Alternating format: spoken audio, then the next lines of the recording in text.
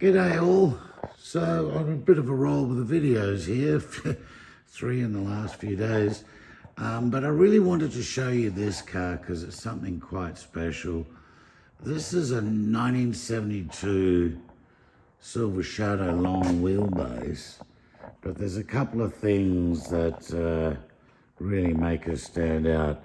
She's right-hand drive, but in this case kind of makes her really special because she's a long wheelbase with a division. That's a glass division inside. I'll show you in a second. But I wanted to spend a little bit of time on the outside.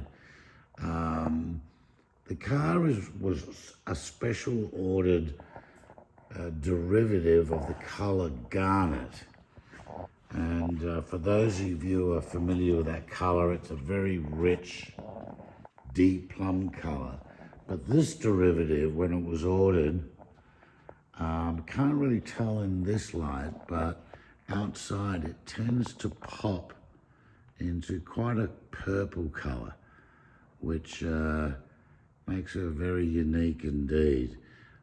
We restored this car a few years ago, primarily paint, repainted a new top, obviously all the mechanicals and stuff. But I thought this was really cool.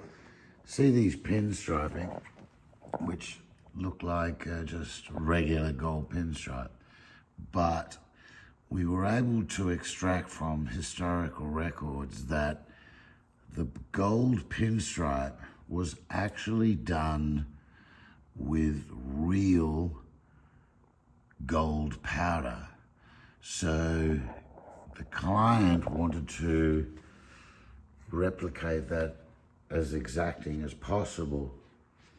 So what we did is we actually secured some gold powder, not cheap, and the gold powder was mixed into the clear to give you the gold finish. So what you're actually looking at there when we say gold pinstriping is, in this case, literally gold pinstriping. So that's kind of cool and certainly a great talking point for the car. Let me show you inside. Also like the interior treatment. So there we go, right-hand drive. So the design of the car carries through that traditional approach used on pre-war cars where the front seats are finished off in leather because leather back in the day was considered that very utilitarian material. But the back adopts a velour look. Of course, the actual, it's not called velour. The actual name of this is called Parkertex. And so they adopted the velour in the back because, once again, back in the day, that was considered the luxury material compared to leather. Of course, that's changed today. But how cool does that look where you've got leather on the front door and on the front seats? And then when you migrate to the back, we have this Parkertex, still with some leather touches. So I think it's really cool that all the door panel is Parkertex, but the top of the armrest is leather. Same with the pull grab and the recesses, and even the piping that was carried through the back.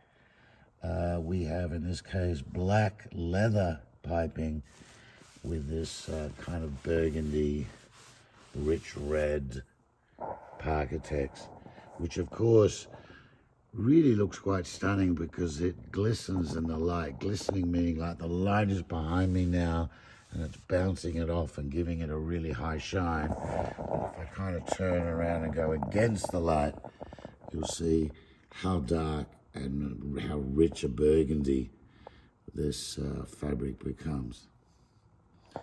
And then that Parkertex is used all the way through on the division itself.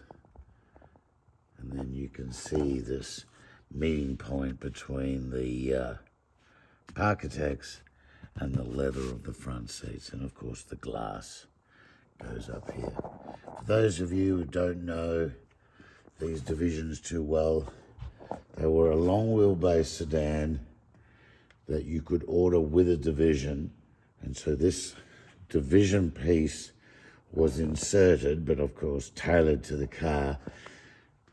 The seats are not the normal seats, because if you look, they're much thinner back here. They don't have a headrest, and the reclining functions don't work. For instance, there is no recliner. That's because you're slightly limited in space.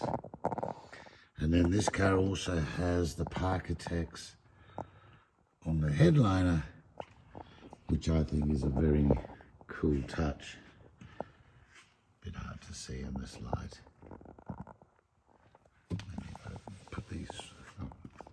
Oh, sorry, I forgot about the light switches. They're back here, but I need the key on to do that.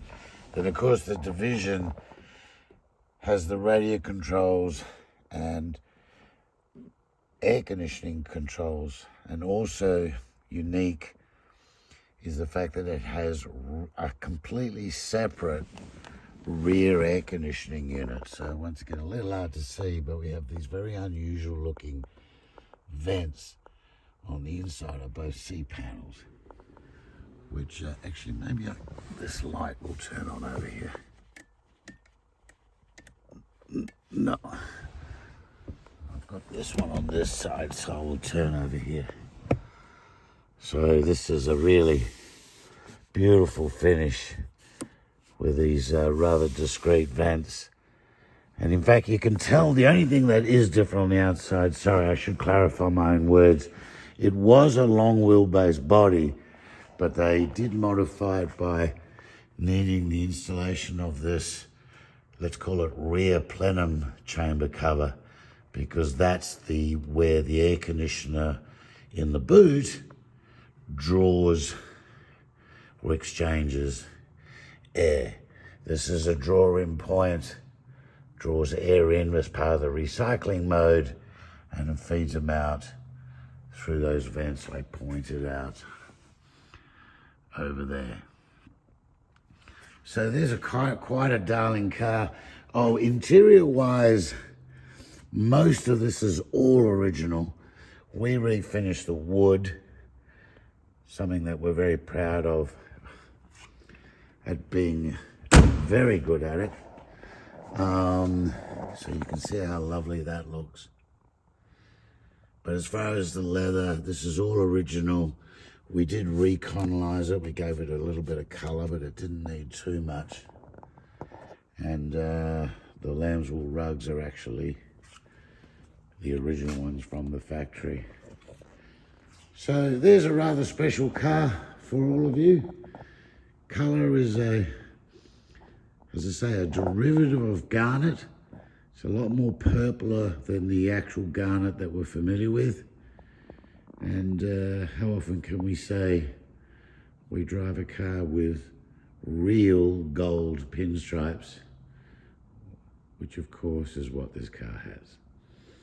Okay, those who know me, no introduction. Otherwise, welcome to our little video fun. Rod Sala. You can always find me at park-ward.com.